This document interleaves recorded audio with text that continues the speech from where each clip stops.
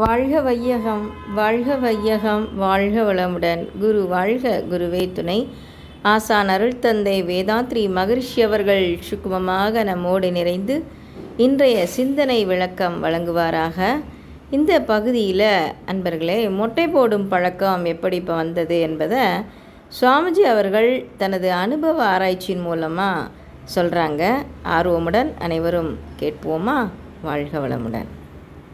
வந்திருக்கும்.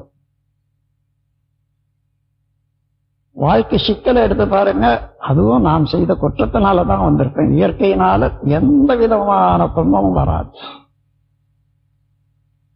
ஆகவே இந்த உண்மையை நாம் உணரும் போது செயல் விளைவு தத்துவத்தில் இனி ஆர்வம் கொள்ளணும். அதற்கு சிந்தனைத்தான் வேண்டும். உதாரணமாக யாரோ சொல்றாங்க,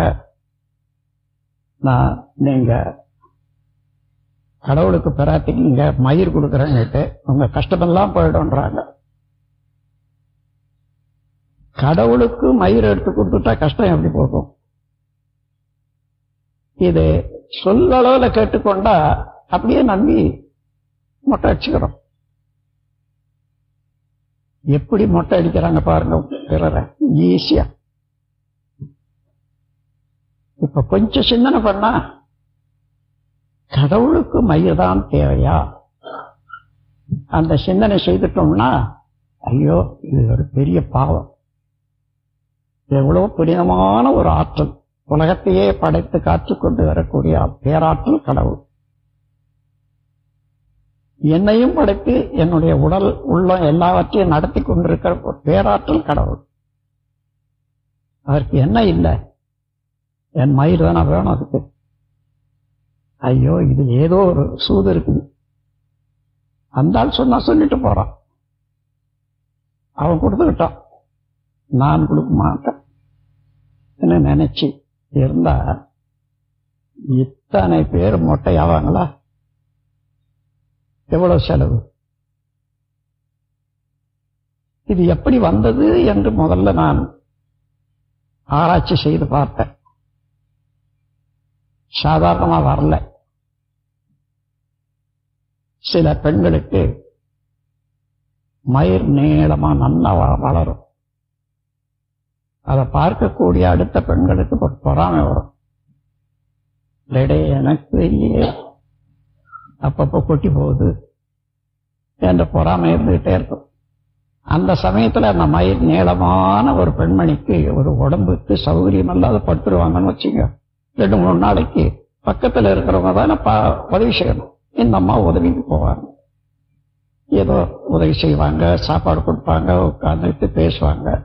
அப்படியே பேசிக்கொண்டே இருக்கிற போது இந்த மயிறு நீளமா இருக்குது, அது அடிக்கடி வந்துட்டே இருக்கும் மனசுல. அம்மா நான் ஒரு பிரார்த்தனை செய்துகிறேன், உனக்கு உடல் நலம் நல்லா ஆயிப்போச்சுதான், கடவுளுக்கு மயிர் கொடுக்குறேன்னு பிரார்த்திக்கிறேன். நீ மறக்காத, நீ எழுந்த பிறகு நீ அதை செய்யணும் சொல்லிட்டு ஆண்டவனே காப்பாத்து போடுவாங்க. அவங்க போயிடுவாங்க. இவங்களுக்கு கடவுளும் மயிரும் ரெண்டும் வேலை செய்துட்டே இருக்கும். நோயிலிருந்து எழுந்த உடனே அதிலே இருந்து அந்த மயிர் எடுக்கிற வரைக்கும் மன அமைதி இருக்காது. அப்போ மயிர் கொடுக்க வேண்டியதானே. இப்படி முதல்ல ஆரம்பிச்சு அது மாதிரி எதுவானாலும் பெராட்டி கொள்றது, மயிர் கொடுக்கறது, இப்படி வந்த ஒரு பழக்கம் இன்னைக்கு எத்தனை பேரு மயிர் கொடுக்கிறாங்க. என்னன்னா இதற்கு சொர்க்க நரகம்ன்றதை காமிப்பாங்க. கடவுளுக்கு பிரார்த்தனை செய்து அந்த பிரார்த்தனை சரிவர நடத்தினால் நீ செத்த பிறகு சொர்க்கத்துக்கு போவ. அந்த சொர்க்கத்துல அந்த பிரார்த்தனையில நீ செய்ததெல்லாம் உனக்கு பதில் வரும். செத்த பிறகு என்ன இருக்குது மிச்சம்? உடல் இங்கே அணுவா போச்சு, மன அலையாக இருந்து அது காந்த சக்தியோட கலந்து போச்சு. கருமையும் அதனுடைய தன்மைகளோடு சேர்ந்து குழந்தைகளான போனது போக மிச்சம் வந்து அதே தன்மையுள்ளவர்களோட சேர்ந்து போகும். அப்போ கடவுளுக்கு என்ன தேவை? அந்த சிந்தனை நாம் செய்திருந்தால் இந்த சடங்கு அதுக்காக கூடிய செலவு நடக்குமா? அதுபோல எத்தனையோ